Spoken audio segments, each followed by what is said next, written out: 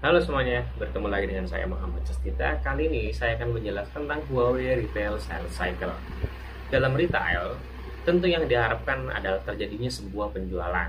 Dan pastinya nih, yang kita harapkan adalah penjualan yang berkelanjutan dengan para pelanggan kita atau dengan konsumen kita.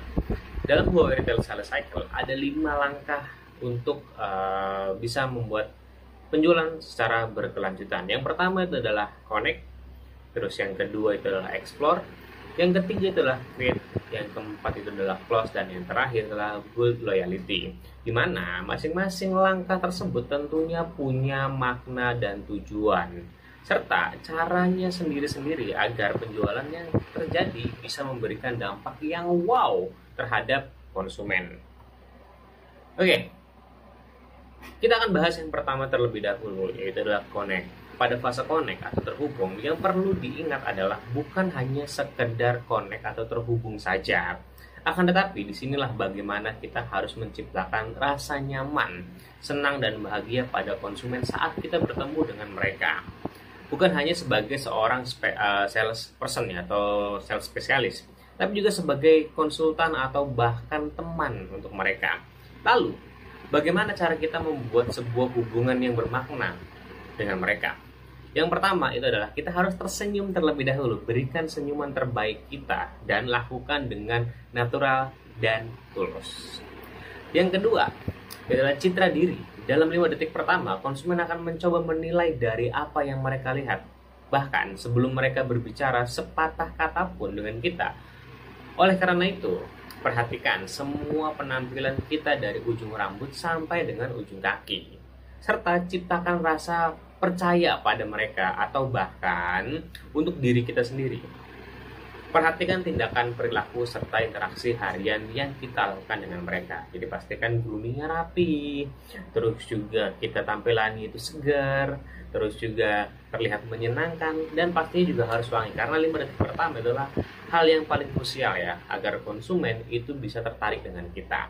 Oke, itulah yang kedua. Yang ketiga gimana? Yang ketiga adalah kekuatan observasi, di mana di sini kita dituntut untuk mampu menyadari dan memperhatikan berbagai hal dengan panca indera kita yang kita miliki ya, terutama kekuatan mata, serta perlu juga untuk meningkatkan persepsi visualnya yang merupakan kemampuan otak yang bisa memahami dari apa yang kita lihat gitu, seperti ekspresi wajah, pakaian yang dan aksesoris yang digunakan, terus juga bentuk tubuh, gestur, dan juga gerakan.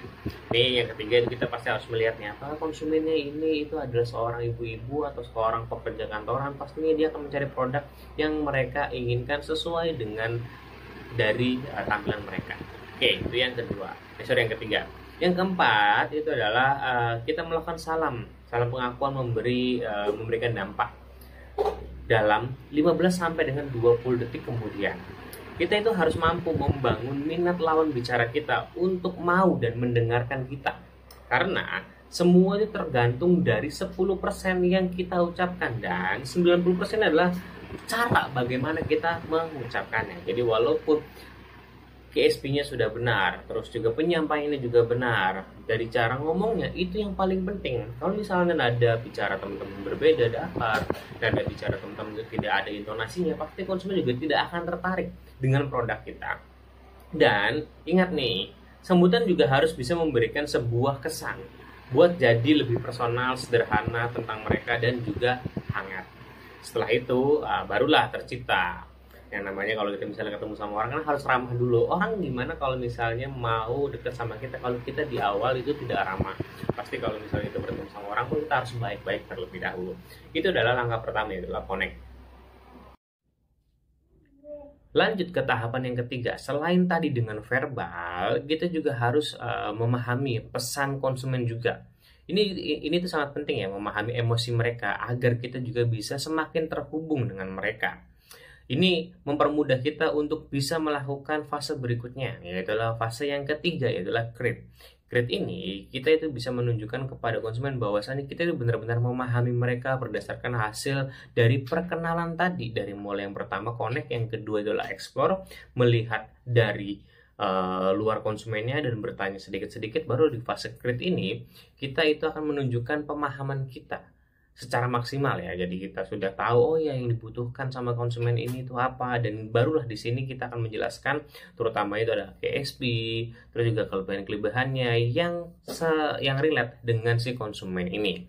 Dan perlu diingat bahwa apa yang kita sarankan tersebut itu harus relevan atau harus relate dengan mereka, dengan segala macam kebutuhan mereka. Agar apa? Agar kita bisa menciptakan suasana yang nyaman dan kondusif dengan mereka. Maka tidak boleh melakukan pertanyaan-pertanyaan yang provokatif atau malah berdebat. Itu adalah langkah yang ketiga. Oke, lanjut ke tahap yang kedua, itu adalah explore. Pada fase ini, itu kita mulai menjelajah mereka itu lebih dalam lagi nih. Dan perlu diingat nih, kita itu udah mulai masuk ke dalam tahap bertanya, karena kita mau menggali segala macam informasi dari si konsumen ini. Dalam tahapan bertanya pun, kita itu harus tahu ada dua jenis pertanyaan, yaitu pertanyaan terbuka dan pertanyaan tertutup. Dan ini itu akan bisa teman-teman lakukan, itu tergantung dari mana situasinya atau bagaimana situasinya. Misalnya teman-teman ingin menggali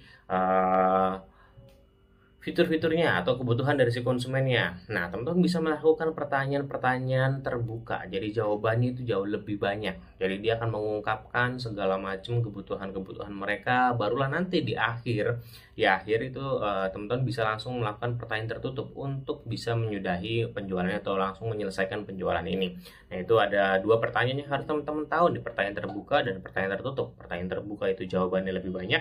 Pertanyaan tertutup itu jawabannya sudah pasti. Dan perlu diingat nih, jangan menggunakan pertanyaan-pertanyaan provokatif nih, seperti kayak langsung menjudge si konsumennya ini nyari handphone atau nyari tablet yang harganya murah, atau mungkin konsumennya hanya mencari promo, atau konsumennya mungkin yang selama ini kita tahu yaitu hanya lihat-lihat saja. Nah, itu jangan melakukan pertanyaan-pertanyaan provokatif. Dan selanjutnya yang paling penting itu kita harus bisa menjadi pendengar yang aktif. Jadi dalam tahapan explore ini kita itu harus mendengarkan semua kebutuhan dari si konsumen ini, dan ada 5 ya yang perlu diperhatikan nih yang dalam langkah ini. Yang pertama itu adalah memperhatikan, yang kedua adalah tidak menghakimi, kemudian juga refleksi, yang keempat adalah menjelaskan, dan juga yang terakhir itu menyimpulkan. Jadi dari semua yang udah teman-teman dapatkan informasi dan datanya, teman-teman yang terakhir adalah menyimpulkan, dari mulai memperhatikan konsumennya ternyata butuh apa nih. Terus yang kedua itu kita juga tidak boleh menghakimi seperti tadi ya, oh, ternyata konsumennya nyari yang murah nih, kita langsung arahkan ke produk ini aja. Tidak boleh seperti itu ya. Terus juga kita harus refleksi itu kita harus berada di POV atau sudut pandang dari si konsumen.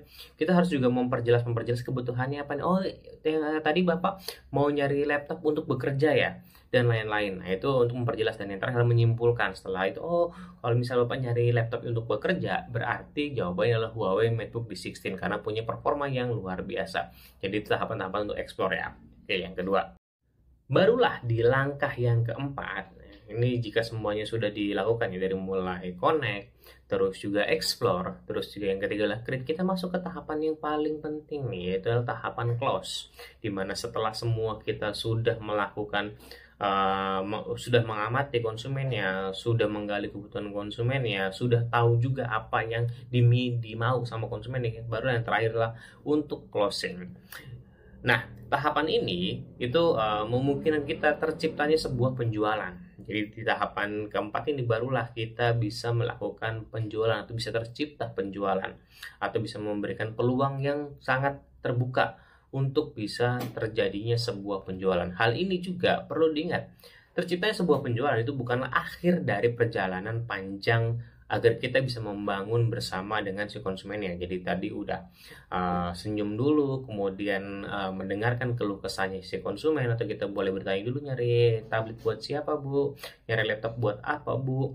Barulah di tahapan create itu kita memberikan kelebihan-kelebihan yang relate dengan si kebutuhan konsumennya. Barulah di tahap yang terakhir closing itu kita harus memberikan terjadinya penjualan ya. Jadi kita udah harus tahu, ayo Bu, kita sering melakukan pertanyaan-pertanyaan tertutup nih, mau pembayarannya pakai apa, terus juga jadinya warna apa. Jadi pertanyaan itu untuk jawabannya udah pasti, ada warna hitam dan warna putih, ada pembayarannya itu cash atau debit, dan konsumen itu tidak bisa melebar lagi kemana-mana. Kita sering melakukan pertanyaan tertutup di sini. Dan di tahapan closing ini juga itu bukan akhir ya, karena kita itu masih bisa melakukan tahapan-tahapan selanjutnya atau masih bisa terhubung dengan mereka lebih jauh lagi, yaitu ke fase yang nomor 5, yaitu adalah building loyalty, di mana kita menciptakan sebuah hubungan baik dengan konsumen secara berkelanjutan. Di mana ini adalah yang paling penting ya dari Huawei Retail Sales Cycle. Dalam tahapan ini pun kita bisa menciptakan perasaan yang lebih pada pelanggan dari produk yang baru saja mereka beli.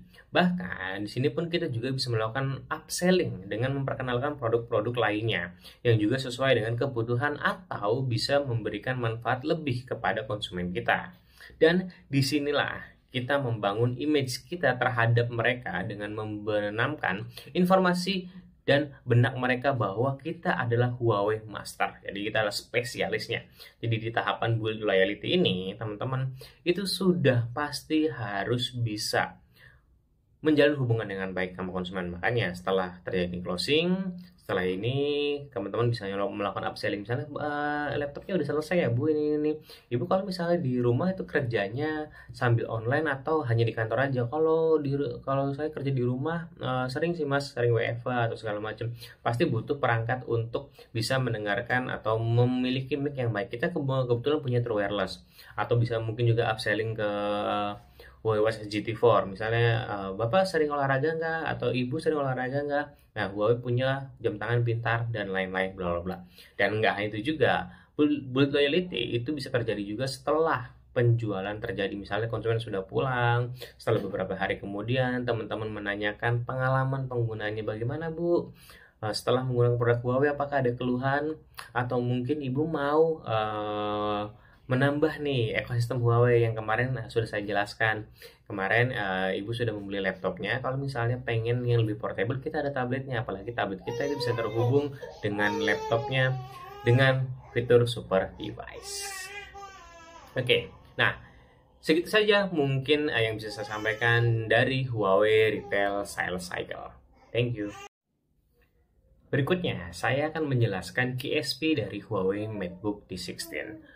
Huawei MateBook D16 sendiri itu memiliki golden pickup, yaitu langkah besar dengan Huawei MateBook D16 yang lebih besar namun tetap ringan, memiliki layar yang besar tapi tetap ringan. Ini adalah sebuah hal yang membuka mata kita ya, bahwasannya kita bisa melawan hukum alam yang dimana-mana itu sesuatu yang besar itu pasti berat. Nah, ini sesuatu yang besar tapi tetap ringan. Nah, untuk laptop Huawei sendiri atau MateBook series sendiri itu memiliki DNA yang semuanya itu berkaitan dengan KSP dari setiap laptop Huawei. DNA dari laptop Huawei itu yang pertama adalah estetik design. Iya, kita itu selalu memperhatikan desainnya. Itu adalah DNA yang pertama, estetik design. Yang kedua adalah powerful performance. Kita dari sisi performanya itu harus luar biasa. Dan yang terakhir adalah intelligent experience. Ini kita memberikan sebuah pengalaman yang luar biasa untuk penggunaan dari si laptopnya ini. Nah, untuk KSP dari Huawei MateBook 16 ini yang pertama adalah ringan layar besar yang imersif. Jadi ini kita ngomongin desain di mana Huawei MateBook 16 ini memiliki layar 16 inci yang nyaman untuk digunakan karena sudah dilengkapi dengan Eye Comfort Huawei Full View Display. Di sini kita sudah diberikan pemberian kenyamanan mata, yaitu adalah tough green line dan low blue light filter serta flicker free. Dan nggak hanya itu juga, dengan desain yang besar dengan layar 16 inci, bobotnya sangat ringan sekali, hanya 1,68 kg saja. Ditambah lagi aspek rasionya itu udah menggunakan golden aspect ratio, yaitu adalah 16:10 dengan 90% screen to body ratio. Jadi 16:10 dengan 90% screen to body ratio ini terjadi karena bezelnya sangat tipis, yaitu 4,6 mm saja. Ditambah lagi layarnya itu luar biasa kaya. Jadi cocok nih buat untuk orang yang suka ngedit, yaitu sudah 100% sRGB. Nah, itu dari sisi desainnya atau estetik desain dengan ringan serta layar besar yang imersif. Bagaimana dengan performanya? Untuk performanya ini sudah memiliki dengan kinerja yang terbaik, di mana kita memiliki prosesor dengan generasi terbaru, yaitu Intel Core Gen 13 dengan seri H atau High Performance. Ya, Huawei MateBook 16 itu memiliki dua SKU, yaitu adalah yang i5 dan yang i9. Di sini pun keduanya menggunakan Intel Gen 13 seri H, yaitu adalah seri 13900H dan 13420H. Ini adalah prosesor dengan kecepatan tertinggi yang pernah ada di sebuah laptop. Dan untuk performanya pun ini udah luar biasa banget karena sudah 40 watt untuk TDP-nya. Untuk performa yang kuat pun kita sudah desain kipas pendinginnya agar lebih efektif dengan dual shark fin fan. Nah, nggak hanya itu juga, untuk performa yang kuat harus didukung juga dengan sinyal yang bagus karena di Huawei MateBook D16 itu sudah dilengkapi dengan Huawei Metaline antena yang bisa menangkap jaringan WiFi sampai dengan 270 meter. Untuk daya tahan baterainya ini juga sangat luar biasa karena ditingkatkan menjadi 70 watt hour yang bisa bertahan seharian untuk penggunaan bekerja. Itu untuk KSP yang kedua, dan KSP yang terakhir adalah pengalaman yang cerdas atau masih masuk dalam Intelligent Experience di DNA dari Huawei MateBook Series. Nah, untuk pengalaman yang cerdas ini kita memiliki fitur Super Device di mana dalamnya ada Super Hub, Multi Device Collaboration, ada Huawei Share, kita bisa sharing file antara handphone Huawei dan tablet Huawei serta laptop Huawei juga.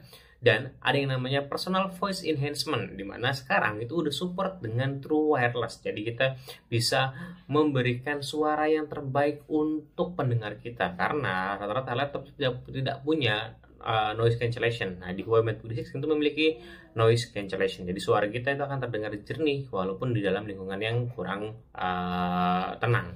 Ditambah lagi, untuk kameranya kita memiliki kamera dengan fitur AI kamera yang sudah support virtual background, follow cam, serta eye contact. Dan di sini pun juga kita dilengkapi dengan speaker yang luar biasa bagus karena sudah di-tuning sama Huawei Sound.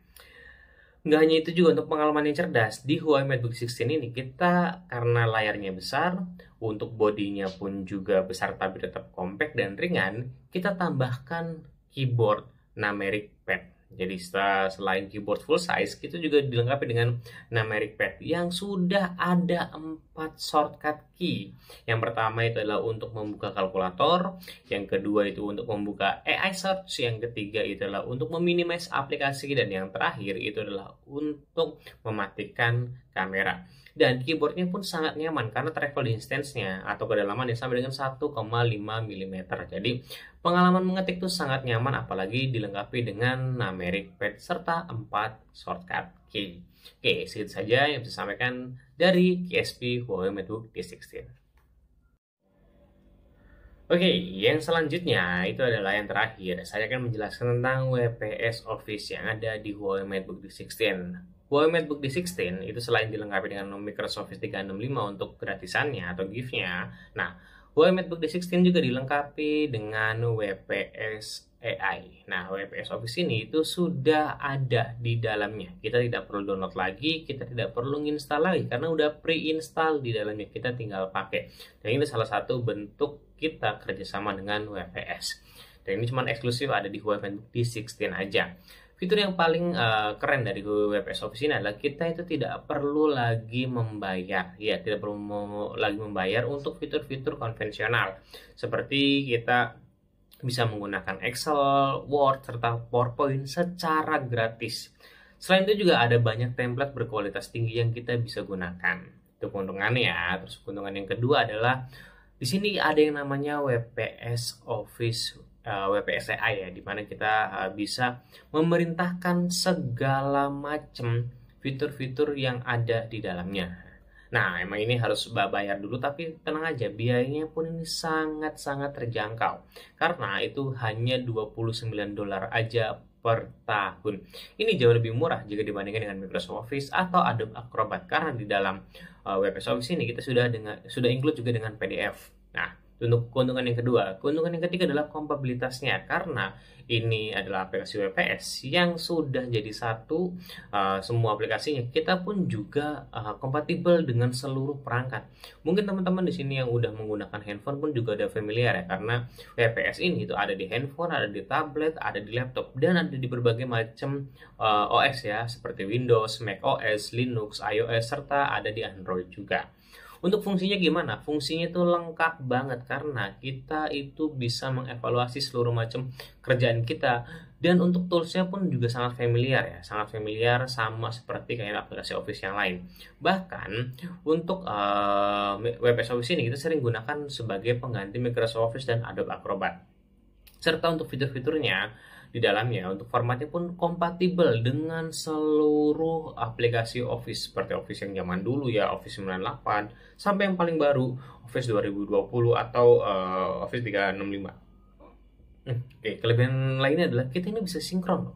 Kita bisa sinkron ke perangkat seluler, perangkat desktop, dan untuk cloud-nya juga. Dan enaknya juga kita bisa gunakan atau kita bisa buka semua dokumen kita itu di berbagai macam perangkat, yang penting kita sudah tahu akun kita sendiri. Itu file kita bisa disinkronkan ke cloud, yang artinya bisa lebih aman dan lebih nyaman. Kalau misalnya kita lagi ngetik tiba-tiba mati laptopnya atau tabletnya, kita udah otomatis tersimpan di cloud gitu. Dan yang terakhir, keunggulan yang paling keren banget adalah fitur AI-nya. AI di sini itu bisa bekerja di aplikasi dokumen dan aplikasi PDF, di mana kita bisa mengerjakan segala macam tugas kita jauh lebih mudah dibantu oleh AI ini. Yang sebelumnya jika kita untuk mencari sebuah artikel atau membuat sebuah artikel, kita harus mengumpulkan bahan-bahannya terlebih dahulu. Kita harus contek di Google sana, copy sini, paste sana, paste sini, dan itu sangat repot sekali. Dengan WPS AI kita tinggal masukkan clue-nya saja. Seperti kita tinggal memasukkan bagaimana cara menjadi promotor yang baik dan bagus. Nah, nanti akan diisikan tuh oleh si WPS AI-nya ini per poinnya. Bahkan kita juga bisa memerintahkan lebih spesifik, yaitu misalnya bagaimana cara menjadi promotor yang baik, tuliskan sampai dengan 3 halaman dengan 10.000 karakter, 10.000 kata. Nah, itu akan diberikan oleh si WPS AI ini sangat akurat dan pastinya juga terbaik. Nah, itu fitur yang pasti memudahkan penggunaan kita sehari-hari. Oke, mungkin itu saja yang bisa saya sampaikan. Saya Cita, pamit undur diri. Thank you semuanya.